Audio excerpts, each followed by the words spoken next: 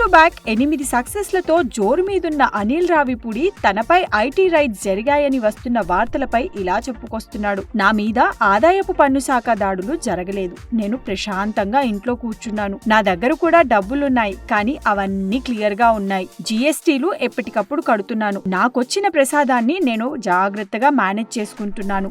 IT దాడులు జరిగేంత శ్రీమంతుణ్ణి ఇంకా కాలేదు. వస్తున్నది అంతా రాంగ్ న్యూస్ అంటూ తనపై వస్తున్న రూమర్స్ పై క్లారిటీ ఇచ్చాడు. సంక్రాంతికి వస్తున్నాం సినిమా కోసం 15 కోట్ల పారితోషికం తీసుకున్నాడన్న వార్తలపై మాట్లాడుతూ, చాలా మంది కంటే నా పారితోషికం తక్కువ అంటారని, నా సినిమా బడ్జెట్ బట్టే నాకు రెమ్యునరేషన్ ఇస్తారని, ఫ్యూచర్ లో పెంచుతారేమో తెలియదని తెలిపాడు. ఇక ఫేక్ కలెక్షన్స్ సినిమా పోస్టర్లపై మాట్లాడుతూ, నా సినిమా వసూళ్ల పోస్టర్లకు ఖచ్చితంగా నేను చెక్ చేసుకుంటానని, మహా అయితే జీఎస్టీ కలిపి వసూళ్ల పోస్టర్ వేస్తామని, అంతకు మించి అంకెలు మార్చమని తనదైన శైలిలో చెప్పుకొచ్చాడు ఈ కామెడీ క్రియేటర్.